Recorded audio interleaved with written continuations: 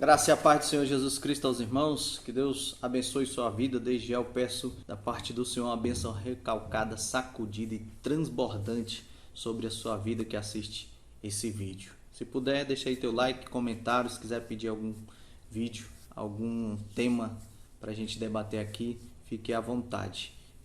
Alguma pergunta a respeito do vídeo, fique à vontade. Se não é inscrito, se inscreva, tá bom? Deus abençoe. Hoje eu quero falar sobre aquele coxo que estava à porta do templo e ali aconteceu um grande milagre. Amém? O texto está em Atos, capítulo número 3, do versículo 1 ao 10. Vamos ao texto. Diz assim: Pedro e João subiam junto ao templo à hora da oração, a nona. E era trazido um varão que desde o ventre de sua mãe era coxo, o qual todos os dias punham à porta do templo chamada Formosa, para pedir esmola aos que entravam. Ele, vendo a Pedro e a João, que iam entrando no templo, pediu que lhe dessem uma esmola. E Pedro e João, fitando os olhos nele, disse: Olha para nós. E olhou para eles, esperando receber alguma coisa. E disse Pedro: Não tenho prata nem ouro, mas o que tenho, isso te dou. Em nome de Jesus Cristo, o Nazareno, levanta e anda. Versículo 7. E tomando-o pela mão direita, o levantou e logo os seus pés e tornozelos se firmaram. E saltando ele, pôs-se em pé e andou. E entrou com eles no templo, andando e saltando e louvando a Deus. E todo o povo o viu andar e louvar a Deus. E conheciam-no, pois era ele o que se assentava a pedir esmola à porta formosa do templo. E ficaram cheios de pasmo e assombro pelo que lhe acontecera. Versículo 11. E apegando-se ele a Pedro e João, todo o povo correu atônito para junto deles no alpendre chamado de Salomão. 12. E quando Pedro viu isto, disse ao povo, varões israelitas, por que vos maravilhais disto? Ou por que olhais tanto para nós, como se por nossa própria virtude ou santidade fizemos andar este homem? O Deus de Abraão e de Isaque e de Jacó, o Deus de nossos pais, glorificou a seu Filho Jesus, a quem vos entregastes, e perante a face de Pilatos negaste, tendo ele determinado que fosse solto. Mas vós negastes o santo e o justo, e pedistes que se vos desse um homem homicida. Amém? Se você continuar lendo o texto, você vai ver o sermão de Pedro nesse dia, a pregação dele, que foi uma pregação dura, um discurso pesado. Né, nos textos aí na sua Bíblia, se você olhar o cabeçalho, vai estar alguma coisa do tipo aí. Mas eu quero chamar a atenção para alguns pontos. Primeiro, existe um tempo, existe um local, existe uma situação para esse homem. O tempo onde ele estava tinha uma hora. Era a hora nona, que no nosso horário, no nosso cronos aqui, é às 15 horas. Às 15 horas da tarde era a hora da oração, né, que acontecia. Então, nesse horário, esse homem que era coxo e pela sua condição se tornou mendigo, o que acontecia? Ele era colocado à porta do templo. Então, aí já tem também um local. Onde que ele estava? Ele estava na porta chamada Formosa. O templo, nessa época, lá tinha o templo e por volta do templo tinha as paredes ali fora. E tinha algumas entradas. Tinha entrada para homem, tinha entrada para mulher, tinha entrada para os gentios. Então, ele estava na porta chamada Formosa. Há alguns debates para saber exatamente de onde era essa porta. E não se chega a uma definição plena. Mas, enfim, o fato é que diz o local e o nome do local. A porta Formosa do templo. Aí tem um detalhe, a situação dele. Então fala o tempo, fala o local e fala a situação. Qual era a situação dele? Ele era coxo e automaticamente mendigo. Porque se acreditava que se ele tinha uma enfermidade, tinha uma doença, tinha um problema, se ele era pobre ou coisa do tipo, é porque mendigo, é porque o mal de Deus tinha vindo sobre a vida dele. O que nós sabemos hoje que isso não é verdade, né? Então o que acontece? A situação era essa. Então ele estava lá no horário em que ia acontecer a oração, onde ia ter a pregação, onde ia ter o culto, né, às 15 horas, cotidiano isso. O local, ele estava na entrada da porta, e aí tem uma situação para ele poder, tinha que ter uma autorização, não vou entrar nesse mérito hoje, e a situação dele que era coxo e automaticamente mendigo, estava ali mendigando, né, pedindo algumas ofertas. Então eu quero destacar alguns pontos. Deus mostra ali onde João e Pedro iam passar, então nada acontece por acaso. Tinha algumas portas no lugar, e o coxo e mendigo estava na porta justamente onde Pedro e João iam passar, onde eles passaram, né? Não foi por acaso. Segundo, Deus cria uma situação. Eles não tinham dinheiro. Eles afirmam no texto que não tinha prata, né? Eles não tinham dinheiro, não tinha nada para oferecer àquele mendigo naquele momento. Talvez em outra situação eles passaram e até deram alguma contribuição, alguma ajuda, né? Naquele momento ali. Mas em outros momentos, mas naquele momento específico ali, eles não tinham nada para ofertar na vida daquele mendigo ali. Aí constrangeu eles, né? Poxa, tá o cara ali, a gente tem que ajudar e não temos nada. Então fez o que? Gerou a fé. Nós só temos a fé. E aí, junto com a fé, o que eles fizeram? Profetizaram. Pedro e João profetizam em cima da vida daquele coxo, daquele mendigo, e faz o quê? Une a sua fé e determina a vitória. Faz uma profecia e fala assim: não tenho ouro, no versículo 6, não tenho prata, não tenho ouro, mas o que eu tenho, isso eu te dou.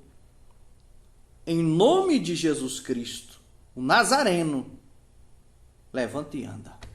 E aí sabe o que aconteceu? Nada. Ele não levantou, ele não andou. Só que aí entrou uma atitude de fé. O que eles fizeram? O texto continua dizendo assim, ó: e tomando pela mão direita, o levantou, e logo seus pés e tornozelos se firmaram. Aí vem o 8. E saltando ele, pôs-se em pé e andou. Quando Pedro e João profetizam sobre ele: eu não tenho ouro, não tenho prata, levanta e anda em nome de Jesus Cristo Nazareno, nada aconteceu. Eles exerceram sua fé, profetizaram, mas foram lá e tomaram atitude. A Bíblia diz que eles tomaram ele pelo braço e levantaram aquele homem. Quando fizeram isso, quando eles profetizaram e tomaram uma atitude de fé levantando aquele homem, a Bíblia diz que os tornozelos e as pernas se firmaram. Quando se firmaram, aí o indivíduo que estava lá, o coxo, peraí, minhas pernas estão funcionando. Aí sim que ele veio brotar fé nele ali, porque antes disso ele não estava acreditando. Então, o que aconteceu? Pela fé dos apóstolos, eles profetizaram, tomaram uma atitude de fé, e o milagre aconteceu na vida de um terceiro, que foi esse coxo. Foi curado. E aí quando ele toma ciência da dimensão do que tinha acontecido, da grandiosidade, do poder de Deus que tinha descido ali na vida dele, aí sim, aí ele se alegra. O texto vai dizer, e saltando ele, pôs-se em pé e andou e entrou com eles no templo, andando e saltando e louvando a Deus. É óbvio, claro, evidente. O cara é coxo, escória da sociedade, tido como maldito, pedindo esmola ali para sobreviver. De repente ele passa a ficar são, curado. É óbvio que ele estava muito feliz, então ele começou a louvar a Deus e entrou junto com Pedro e com João. E o texto continua dizendo que quando Pedro e João foram entrando, que eles fizeram o milagre, usaram a fé, profetizaram, usaram a atitude de fé, o milagre aconteceu e eles entraram no templo. Quando eles adentram, quem está junto deles entrando junto? O ex-coxo, que aquele já não era mais coxo, ele é ex-coxo. Então ele entra junto com os apóstolos, aí todo mundo olha e fala: peraí, esse cara aí a gente conhece, ele estava na porta agorinha, aleijado. E quando ele entra louvando a Deus, ele toma a atenção de todos. E aí você imagina, em vez da atenção estar lá no altar, a atenção está na porta. Inverteu o jogo. Então Pedro e João vai andando, passando pelo meio do povo que está dentro do templo, junto com aquele coxo. Então quando ele se une ali, aí Pedro não perde tempo, meu irmão. Pedro não perde tempo. Ele não quis a glória para ele. Isso aí é uma coisa satânica. É uma coisa luciférica, né? Foi Lúcifer que fez isso, que quis a glória de Deus para ele. Nós não podemos querer isso. Então Pedro automaticamente pensa, opa, oportunidade de pregar o evangelho. Já chamou a atenção. É Deus trabalhando. Então fala o seguinte, vocês estão vendo esse homem aqui? Tá são, tá curado. Mas por que vocês estão atônitos, pasmados, abismados? Não sabe que isso é poder de Deus? Não sabe que isso foi Jesus Cristo Nazareno que fez? Nós profetizamos agora em nome de Jesus Cristo Nazareno, está aqui. Só que quando ele estava aqui, ele fez muitas curas, muitos milagres, muitos acontecimentos. Mas vocês também se pasmaram e não deram crédito para Jesus Cristo. Em vez de soltar Jesus Cristo naquele dia diante de Pilatos, não. Vocês preferiram um ladrão, um bandido, uma pessoa maldosa no lugar de Jesus Cristo. E vocês crucificaram a Jesus Cristo. E aí Pedro, começa a pregar. Arrependei-vos! Arrependei-vos dos vossos maus caminhos, dos seus pecados. Se convertam ao Senhor. O que eu quero dizer com isso? Trazendo para a nossa aplicação prática. Primeiro, meu irmão, se a pessoa está na situação de coxo e mendigo, e às vezes nem é físico, é espiritual, o milagre pode acontecer. Deus pode te tirar da situação de coxo e de mendigo.